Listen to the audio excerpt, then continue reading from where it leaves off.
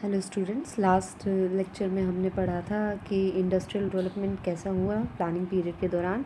अब हम देखते हैं जो प्लानिंग पीरियड के दौरान हमारा इंडस्ट्रियल डेवलपमेंट हुआ उसमें हमने क्या क्या अचीवमेंट्स हमारे लिए रही और क्या क्या कह सकते हैं कि ड्रॉबैक्स हमारे लिए रहे।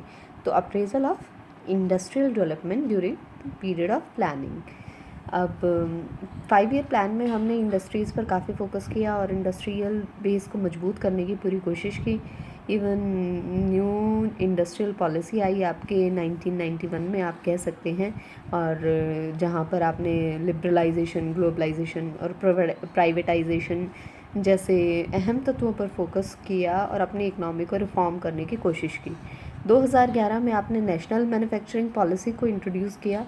अब इस तरह से हमने जो मैन्युफैक्चरिंग सेक्टर को बूस्ट देने के लिए इस पॉलिसी को इंट्रोड्यूस किया था। ये सारे जो हमने सुधार किए, इंडस्ट्रीज़ पर फोकस किया, इससे हमारा क्या हुआ, growth rate of industrial production पहली अचीवमेंट बढ़ा।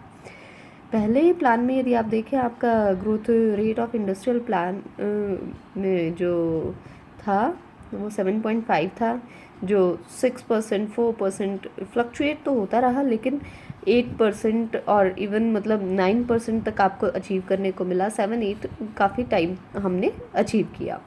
तो आप कह सकते हैं कि आपका industrial production comparatively planning period में बढ़ा है। 2012 और 13 में आपका प्रोडक्शन, आप कहते हैं कि 12 और 13 में काफ़ी कम हो गया था, लेकिन उसके पीछे रीज़न क्या था? ग्लोबल स्लो डाउन का रीज़न था। अदरवाइज़ इंडियन इकनॉमी की यदि आप बात करें तो प्लानिंग पीरियड में इंडस्ट्रियल डेवलपमेंट पर फोकस करने के कारण हमारा growth rate of industrial production increase हुआ है। दूसरा, स्ट्रॉन्ग इंडस्ट्रियल बेस। हमारा जो इंडस्ट्रियल बेस था वो मजबूत हुआ। क्यों? क्योंकि हमने बेसिक इंडस्ट्रीज़ पर फोकस किया प्लानिंग पीरियड में। फिर हमने कोशिश की कि डाइवर्सिफिकेशन पर भी हम फोकस कर पाए, यानी कि हमने डिफरेंट तरह की जो इंडस्ट्रीज़ थी उनको इस्टेब्लिश करने की कोशिश की। और ये जो इंडस्ट्रियल डेवलपमेंट था कंपैरेटिवली, इससे हमारा इंडस्ट्रियल प्रोडक्शन तो इंक्रीज़ हुआ ही हुआ, और ये हमने कोशिश की कि ज़्यादा बैलेंस इंडस्ट्रियल डेवलपमेंट हो सके। तो आपका industrial base in planning period के दौरान काफ़ी स्ट्रॉन्ग हुआ। फिर हम बात करते हैं कि इस इंडस्ट्रियल डेवलपमेंट के कारण जो हमारा बेस स्ट्रॉन्ग हुआ, इंडस्ट्रीज़ हमारे यहाँ पर और ज़्यादा इस्टेब्लिश हुई, उससे मॉडर्नाइजेशन पर भी असर देखने को मिला। और हम कह सकते हैं कि हमारे यहाँ जो प्रोडक्शन की टेक्निक थी वो कंपैरेटिवली पहले से इम्प्रूव हुई। क्यों? क्योंकि हमने अब फॉरेन सेक्टर के लिए अपनी इंडस्ट्रीज़ को खोल दिया था। फॉरेन टेक्निकल एक्सपर्टीज़ और हेल्प हमें इससे मिल पा रही थी, जिसके कारण हमारा जो प्रोडक्शन की टेक्निक थी वो लेटेस्ट टेक्नोलॉजी हमें मिल पा रही थी, मॉडर्न टेक्नोलॉजी मिल पा रही थी, और हम बैकवर्ड मशीन से फॉरेन असिस्टेंस के साथ मॉडर्न मशीन्स पर शिफ्ट कर रहे थे। फिर है डेवलपमेंट ऑफ पब्लिक सेक्टर, यानी कि पब्लिक सेक्टर भी काफ़ी डेवलप हुआ ड्यूरिंग 5 ईयर प्लान्स, क्योंकि बहुत सारी हैवी इन्वेस्टमेंट्स की ज़रूरत थी बहुत सारे सेक्टर्स में, बहुत सारी इंडस्ट्रीज़ में, जो बेसिक इंडस्ट्रीज़ थी। लेकिन इंडस्ट्रियल प्रोडक्शन को बढ़ाने के लिए, देश के इंडस्ट्रियल प्रोडक्शन की ज़रूरत को पूरा करने के लिए इन हैवी इंडस्ट्रीज़ को इस्टेब्लिश करना बहुत ज़रूरी था। यदि पब्लिक सेक्टर इन्वेस्ट इनमें पब्लिक सेक्टर ने काफ़ी किया और इन इंडस्ट्रीज़ का डेवलपमेंट हो पाया और पब्लिक सेक्टर का भी डेवलपमेंट हो पाया। Otherwise private sector in heavy industries में काफ़ी, क्योंकि हाई अमाउंट में कैपिटल रिक्वायर्ड थी, इसीलिए इतना रिस्क लेकर इन्वेस्ट नहीं करना चाहता था। फिर है बिल्डिंग अप इंफ्रास्ट्रक्चर, यानी कि इंफ्रास्ट्रक्चर बिल्डअप हुआ।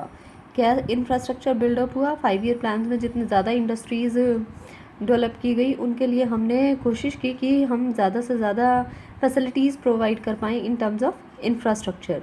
तो हमने हैवी इलेक्ट्रिकल रेलवे के इंजन्स और कोच फैक्ट्रीज़ जो इस्टेब्लिश की, उससे आपके इलेक्ट्रिसिटी, रोड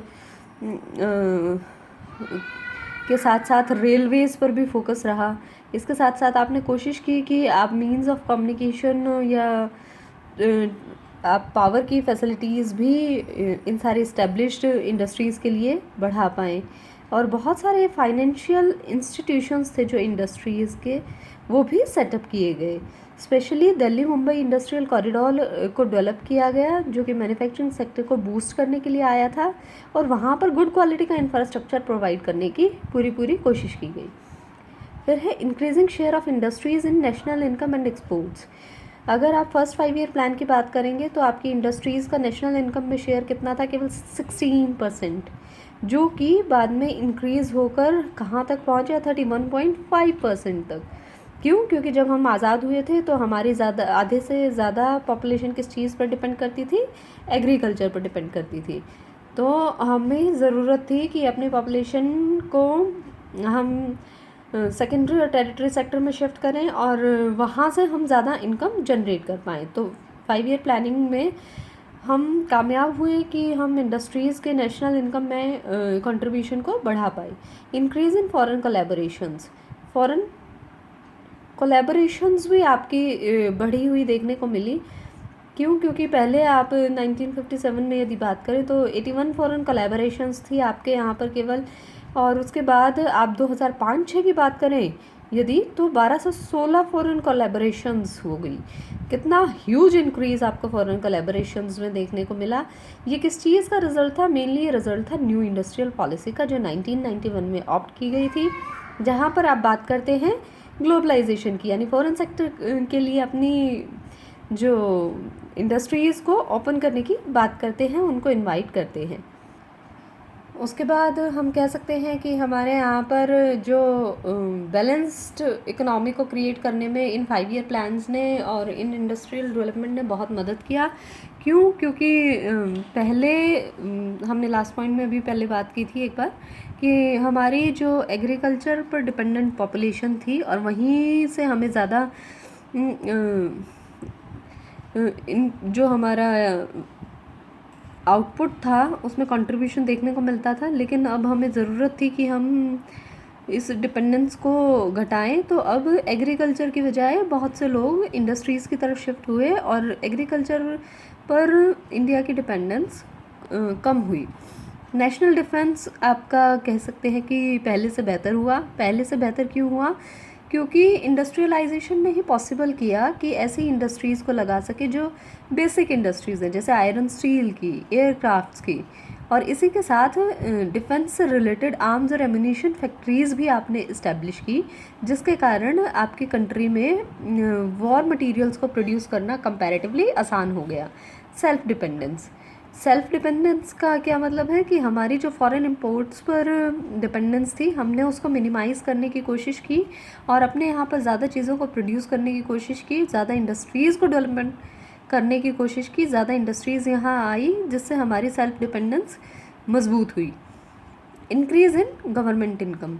अब देखिए, जैसे जैसे ज़्यादा इंडस्ट्रीज़ आपके यहाँ इस्टेब्लिश होंगी, वैसे वैसे गवर्नमेंट की इनकम भी इंक्रीज़ होगी, क्योंकि जितनी भी इंडस्ट्रीज़ हैं वो कॉरपोरेट सेक्टर टैक्स देगा, सरकार को एक्साइज ड्यूटी के रूप में भी टैक्स देगा, सर्विस टैक्स भी प्रोवाइड किया जाएगा, तो गवर्नमेंट का रेवेन्यू इन इंडस्ट्रीज़ के कारण जनरेट हुआ। Increase in wages and standard of living of labours. अब क्योंकि ज़्यादा इंडस्ट्रीज़ इस्टेब्लिश हो रही थी तो लेबर के लिए डिमांड बढ़ रही थी। लेबर के लिए जैसे जैसे डिमांड बढ़ेगी वैसे वैसे वेज रेट में इंक्रीज़ देखने को मिलेगा, और यदि वेज रेट में इंक्रीज़ देखने को मिलेगा तो लेबर की इनकम बढ़ेगी, और उस इनकम से आपने स्टैंडर्ड ऑफ लिविंग को लेबर इंक्रीज़ कर सकता है। फिर हम बात करते हैं वीकनेस ऑफ इंडस्ट्रियल डेवलपमेंट की। ये तो ऊपर हमने कुछ पॉजिटिव पॉइंट डिस्कस किए, फिर कुछ नेगेटिव पॉइंट्स भी रहे इस इंडस्ट्रियल डेवलपमेंट में। जो वीकनेस रहे, कौन कौन से पॉइंट्स थे वो? पहला, irregular increase in industrial production. आपके यहाँ पर जो इंडस्ट्रियल प्रोडक्शन हुआ उसमें इरेगुलर इंक्रीज़ हुआ। किसी प्लान में 7% के दर से आपका इंडस्ट्रियल प्रोडक्शन बढ़ रहा है, कहीं 9%, कहीं 4%, कहीं 2%। तो हर प्लान में आपको बहुत ही वेरी करती हुई रेट्स देखने को मिली इंडस्ट्रियल प्रोडक्शन की। फिर है underutilization of installed production capacity, यानी जो भी इंडस्ट्रीज़ आपने यहाँ पर डेवलप की वहाँ पर प्रॉब्लम क्या आई? एक्सेसिव कैपेसिटी की। एक्सेसिव कैपेसिटी मतलब जो भी प्लांट इस्टेब्लिश किया गया उसको पूरी तरह से यूटिलाइज़ नहीं किया गया, और अंडर यूटिलाइजेशन के कारण उस प्लांट की कुछ ना कुछ कैपेसिटी आपकी बची रही जो कि फुल्ली यूटिलाइज नहीं हो पाई, इसके बहुत सारे रीज़न हो सकते हैं, जैसे लैक ऑफ डिमांड भी हो सकता है, या रॉ मटेरियल्स की शॉर्टेज, या पावर की प्रॉब्लम। रीजंस कुछ भी हों, लेकिन किसी भी प्लांट को यदि आप फुल्ली यूटिलाइज नहीं कर पा रहे हैं, उसका अंडर यूटिलाइजेशन हो रहा है, तो इससे प्रोडक्शन कैपेसिटी पर नेगेटिव इम्पैक्ट आता है। Increase in monopoly powers. Government की पॉलिसी तो हमेशा ये रही है कि वो मोनोपोली पावर्स को कंट्रोल करके चले, लेकिन इंडस्ट्रियल डेवलपमेंट करते करते इन 5 ईयर प्लान्स में जो नेगेटिव ड्रॉबैक देखने को मिला कि इंक्रीज़ हो गई वो मोनोपोलीज़ की पावर। और ये इसलिए भी हो सकता है क्योंकि गवर्नमेंट ने इंडस्ट्रियल लाइसेंस पॉलिसी को ऑप्ट किया था, और जिन जिन इंडस्ट्रीज़ को लाइसेंस दिया गया वो कंपैरेटिवली ज़्यादा ग्रो कर पाई। फिर सरकार ने MRTP एक्ट लाया था जो बाद में हटा दिया। इन सब चीज़ों के कारण क्या हुआ कि आपकी इंडस्ट्रीज़ में मोनोपोली पावर इंक्रीज़ हो गई। और अब तो एक पॉसिबिलिटी ऐसी भी नज़र आती है कि आपकी जो फॉरेन सेक्टर को आपने डेवलप यहाँ पर किया है, मोनोपोली पावर जो इंक्रीज़ हो रही है, हो सकता है कि इंडियन इंडस्ट्रीज़ पर भी फॉरेन सेक्टर का कंट्रोल कंपैरेटिवली बढ़ जाए। कैपिटल इन्वेस्टमेंट इन लो प्रायोरिटी इंडस्ट्रीज़। आपने कैपिटल इन्वेस्टमेंट की, लेकिन उस कैपिटल की ज़रूरत कहाँ थी? High priority industries. High priority industries कौन सी होती हैं? जहाँ पर मास गुड्स का प्रोडक्शन हो रहा हो, जो कि जनरल पब्लिक के काम आए। लेकिन आपने लो प्रायोरिटी इंडस्ट्रीज़ में कैपिटल को इन्वेस्ट किया, लो प्रायोरिटीज़ जो इंडस्ट्रीज़ हैं उसमें आपने कैपिटल को इन्वेस्ट किया, जिसके कारण ऐसे गुड्स का प्रोडक्शन बढ़ा जिनकी ज़्यादा पब्लिक कंजम्पशन नहीं करती, बल्कि कुछ एक पर्टिकुलर सेक्टर जिनको कंज्यूम करता है, जैसे कार्स, एसीज का प्रोडक्शन हम कहें। जबकि जो जनरल पब्लिक के लिए यूज़फुल गुड्स थी उनमें आपने कैपिटल की इन्वेस्टमेंट कंपैरेटिवली कम की। Poor performance of public sector. Public sector की परफॉर्मेंस पुअर रही। क्यों पुअर रही? क्योंकि पब्लिक सेक्टर में बहुत सारा करप्शन देखने को मिला, और वहाँ जिसके कारण बहुत सारी प्रॉब्लम जनरेट हुई। मैनेजर्स थे जो एफिशिएंटली काम नहीं कर रहे थे, और इनिशिएटिव्स थे जो वो अच्छे से नहीं लिए जा रहे थे। विल पावर कमज़ोर थी, स्टाफ बहुत ज़्यादा हो गया था, और पुअर वर्क कल्चर डेवलप हो गया था। और जब कहीं भी पुअर वर्क कल्चर डेवलप होगा तो वो सेक्टर कभी भी अच्छे से काम नहीं कर पाएगा। Increase in regional imbalances. Industrial development में सबसे बड़ा प्रॉब्लम एक जो देखने को मिला वो है रीजनल इम्बैलेंसेस। ज़्यादातर आपका इंडस्ट्रियल डेवलपमेंट जो था वो 5 स्टेट में कंसंट्रेट होकर रह गया: महाराष्ट्र, गुजरात, तमिलनाडु, वेस्ट बंगाल एंड मध्य प्रदेश। बाकी सारे जो स्टेट्स थे वहाँ तक इंडस्ट्रियल डेवलपमेंट की लहर नहीं पहुँची। स्पेशली बात करें हम बीमारू स्टेट्स की, जैसे बिहार की बात करते हैं, उड़ीसा, झारखंड, जो पुअर स्टेट्स हैं वहाँ पर रीजनल इम्बैलेंसेस ज़्यादा देखने को मिले। वहाँ इंडस्ट्रियल डेवलपमेंट काफ़ी कम देखने को मिला। फिर है less development of small industries. हमने शुरू से प्लानिंग पीरियड में फोकस करने की कोशिश की है लार्ज इंडस्ट्रीज़ के साथ साथ स्मॉल इंडस्ट्रीज़ पर, लेकिन जो डेवलपमेंट हुई वो लार्ज इंडस्ट्रीज़ में कंपैरेटिवली ज़्यादा हुई और स्मॉल इंडस्ट्रीज़ में कम हुई। इसका ड्रॉबैक क्या है कि लार्ज इंडस्ट्रीज़ जो होती हैं वो कैपिटल इंटेंसिव होती हैं, और स्मॉल इंडस्ट्रीज़ जो होती हैं वो लेबर इंटेंसिव होती हैं। और हमारे यहाँ क्योंकि इंडिया में पॉपुलेशन ज़्यादा है तो लेबर इंटेंसिव इंडस्ट्रीज़ की हमें ज़रूरत थी, लेकिन हम इन इंडस्ट्रीज़ को डेवलप करने में कंपैरेटिवली नाकामयाब रहे। फिर है इंडस्ट्रियल सिकनेस। इंडस्ट्रियल सिकनेस मतलब सिक यूनिट्स। सिक यूनिट्स मतलब जो लगातार लॉसेस में चल रही हैं, और ऐसी यूनिट्स का जो नंबर था वो प्लानिंग पीरियड के दौरान हमने देखा कि इंडस्ट्रियल सिकनेस बढ़ी। ऐसे यूनिट्स बढ़ी जहाँ पर लॉस ज़्यादा हो रहा था, जिसके कारण बैंक के लोन्स उन पर चढ़ते जा रहे थे और उन इंडस्ट्रीज़ को क्लोज़ करने की नौबत आ गई थी, और इंडस्ट्रियल प्रोडक्शन और इंडस्ट्रियल आउटपुट पर नेगेटिव इम्पैक्ट देखने को मिला। Poor quality products. अब जो प्रोडक्ट्स यहाँ डेवलप हो रहे थे वो पुअर टेक्नोलॉजी के साथ डेवलप हो रहे थे। इस वहाँ हायर कॉस्ट ऑफ प्रोडक्शन आ रही थी, अपडेटेड टेक्नोलॉजी आप यूज़ कर रहे थे, जिसके कारण आपकी क्वालिटी भी प्रोडक्ट्स की पुअर रही। Poor research and development in Indian industries. Poor research और डेवलपमेंट देखने को मिली आपको इंडियन इंडस्ट्रीज़ में। क्यों? क्योंकि रिसर्च और डेवलपमेंट पर जो पैसे खर्च करने चाहिए वो पैसे खर्च ही नहीं किए गए, और जब तक रिसर्च और डेवलपमेंट नहीं होगी, नई नई इनोवेशंस नहीं होंगी, नई नई इन्वेंशंस नहीं होंगी, तो आप नई टेक्नोलॉजी को नहीं खोज पाएंगे, और आप पुरानी टेक्नोलॉजी के साथ यदि लगातार काम करते चले जाएंगे तो आपके जो प्रोडक्ट्स होंगे वहाँ पर कॉस्ट आपको ज़्यादा देखने को मिलेगी, जिसके कारण प्रॉफिट आपका हमेशा कम रहेगा और आपकी प्रोडक्ट्स की क्वालिटी पुअर रहेगी। इंडस्ट्रियल डिस्प्यूट्स, सबसे कॉमन प्रॉब्लम इंडियन इंडस्ट्रीज़ की क्या है कि स्ट्राइक्स और लॉकआउट्स यहाँ पर बहुत होते हैं, और स्ट्राइक्स और लॉकआउट्स यदि होंगे तो इंडस्ट्रीज़ में प्रोडक्शन रुक जाएगा, और इंडस्ट्रीज़ में यदि प्रोडक्शन रुकेगा तो रिसोर्सेज वेस्ट होंगे, जो कि रिसोर्सेज अच्छी तरह से यूटिलाइज किए जाने चाहिए थे। अब हम बात करते हैं, अभी तक हमने प्रॉब्लम्स की बात की, अब हम बात करते हैं कि ये जो प्रॉब्लम्स हैं इंडस्ट्रियल डेवलपमेंट की इंडिया में, इनको कैसे सॉल्व किया जा सकता है। पहली चीज़ है कि increase in efficiency of public sector. हमने कहा पब्लिक सेक्टर बहुत ही बुरी तरीके से काम कर रहा है, वहाँ बहुत सारी प्रॉब्लम्स देखने को मिल रही हैं, तो हम क्या करें, पब्लिक सेक्टर की उन प्रॉब्लम्स को दूर करें और पब्लिक सेक्टर की एफिशिएंसी को बढ़ाएं।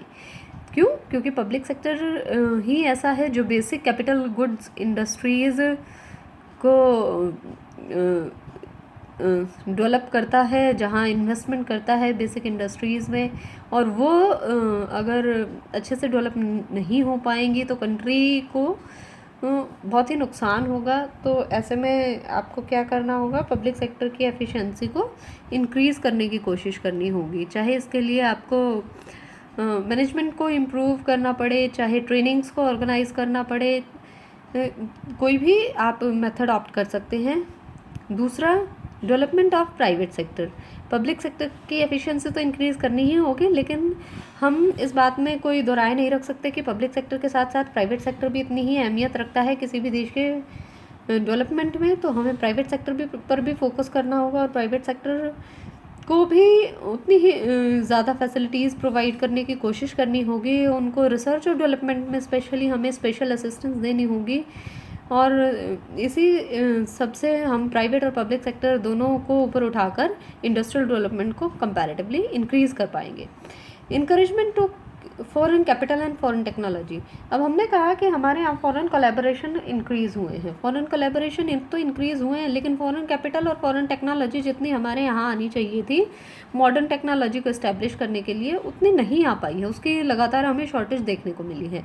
तो ऐसे में हमें क्या करना चाहिए, फॉरेन कैपिटल को के लिए हमें फेवरेबल टर्म्स और कंडीशंस क्रिएट करनी होंगी, और हमें इंडस्ट्रीज़ को और ज़्यादा मौके देने होंगे कि वो फॉरेन कॉर्पोरेशन को और भी ज़्यादा लुभा पाएँ और ज़्यादा यहाँ ला पाएँ, जिससे यहाँ मॉडर्न टेक्नोलॉजी इस्टेब्लिश हो पाए।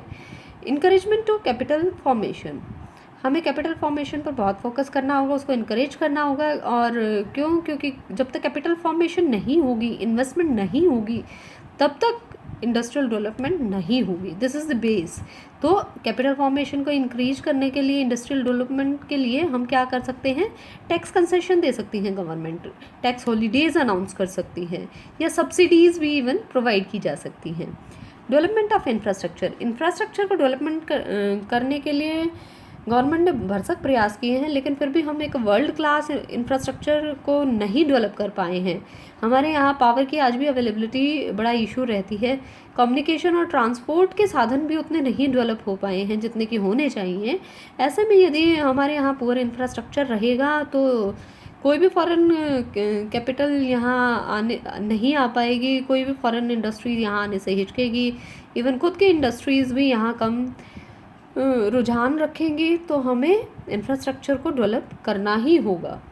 Import of modern machines. हमें फॉरेन कैपिटल को इनकरेज करना चाहिए, हमें मॉडर्न मशीन्स को इनकरेज करना चाहिए। मॉडर्न मशीन्स कैसे मंगा सकते हैं, हम इंपोर्ट भी कर सकते हैं, लेकिन सरकार को इसके लिए क्या करना होगा कि जो इंपोर्ट ड्यूटीज़ लगती हैं इन मशीन्स पर, उनको रिड्यूस करना होगा। बैंक्स और फाइनेंशियल इंस्टीट्यूशंस को कंपैरेटिवली सस्ती रेट पर लोन देना होगा, और जो भी फॉरेन एक्सचेंज इस चीज़ के लिए चाहिए सरकार को, वो इजीली अवेलेबल कराना पड़ेगा, ताकि मॉडर्न मशीन्स यहाँ आ सकें और हमारी प्रोडक्टिव कैपेसिटी बढ़ सके।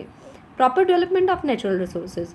इंडिया एक ऐसी कंट्री है जहाँ पर बहुत सारे नेचुरल रिसोर्सेज पाए जाते हैं, लेकिन उनका प्रॉपर डेवलपमेंट नहीं हो पा रहा है। उनसे हम जितना बेनिफिट ले सकते हैं इंडस्ट्रियलाइजेशन के लिए, उतना बेनिफिट नहीं ले पा रहे हैं। तो हमें इसमें मेन प्रॉब्लम आ रही है कि हम बहुत सारी जो आपकी मशीन्स या टेक्नोलॉजीज़ हैं वो हमारे पास नहीं है प्रॉपरली उन चीज़ों को यूटिलाइज़ करने के लिए। रिसर्च और डेवलपमेंट की कमी भी हमें यहाँ पर परेशान कर रही है। तो हमें इन दोनों चीज़ों को इम्प्रूव करने की कोशिश करनी होगी यदि हम नेचुरल रिसोर्सेज को फुली यूटिलाइज़ करना चाहते हैं। डेवलपमेंट ऑफ एग्रो इंडस्ट्रीज़, बहुत सारी इंडस्ट्रीज़ ऐसी हैं जो एग्रीकल्चर सेक्टर पर डिपेंडेंट हैं, जैसे कि sugar industry, cotton industry, textile industry. तो इन एग्रो इंडस्ट्रीज़ को भी हमें डेवलप करना होगा, क्योंकि देखिए हमारी जो कंट्री है वो एग्रीकल्चर बेस्ड कंट्री है और एग्रीकल्चर यहाँ अहम योगदान रखता है। ऐसे में हम उन इंडस्ट्रीज़ को ज़्यादा डेवलप कर सकते हैं जो एग्रीकल्चर पर बेस्ड है। डेवलपमेंट ऑफ एक्सपोर्ट इंडस्ट्रीज़, अब हमें खाली इस बात पर ध्यान नहीं देना कि हमारा इंडस्ट्रियल प्रोडक्शन बढ़े, लेकिन हमें इस बात पर ध्यान देना है कि जो हमारा इंडस्ट्रियल प्रोडक्शन बढ़ रहा है उस इंडस्ट्रियल प्रोडक्शन का एक्सपोर्ट में भी अहम योगदान हो, जिसके कारण हमारे यहाँ फेवरेबल बैलेंस ऑफ पेमेंट के सिचुएशन आए और हमारी कंट्री ज़्यादा से ज़्यादा फॉरेन एक्सचेंज को अर्न कर सके। इंडस्ट्रियल पीस, अब लॉकडाउन की हमें स्ट्राइक्स की हमें बहुत ज़्यादा यहाँ पर देखने को मिल रही हैं। तो हमें ज़रूरत क्या है कि इंडस्ट्रियल पीस को इस्टेब्लिश किया जाए ताकि इस तरह की सिचुएशन इंडस्ट्रीज़ फेस ना करें। लेबर और जो एम्प्लॉयर है उसके बीच में रिलेशन जो है वो कॉर्डियल हो और लेबर या वर्कर्स को उनकी रिवार्ड दिया जाए, एंटरप्रेन्योर्स को इनक्रेज किया जाए ताकि इंडस्ट्रियल पीस का माहौल कायम हो सके और ज़्यादा इंडस्ट्रीज़ डेवलप कर सके। Expansion of managerial and technical educations, हमारे यहाँ पर जो मैनेजर्स आ जाते हैं या इंजीनियर्स आ जाते हैं उनको प्रैक्टिकली ज़्यादा नॉलेज नहीं होता, थ्योरेटिकल एजुकेशन पर बहुत ज़्यादा फोकस किया जाता है। तो हमें मैनेजरियल और टेक्निकल एजुकेशन को प्रमोट करना होगा और वेल ट्रेंड और वेल क्वालिफाइड मैनेजर्स और इंजीनियर्स को लाना होगा ताकि वो अच्छी तरह से अपने नॉलेज को अप्लाई करके इंडस्ट्रियल प्रोडक्शन को बढ़ा सके।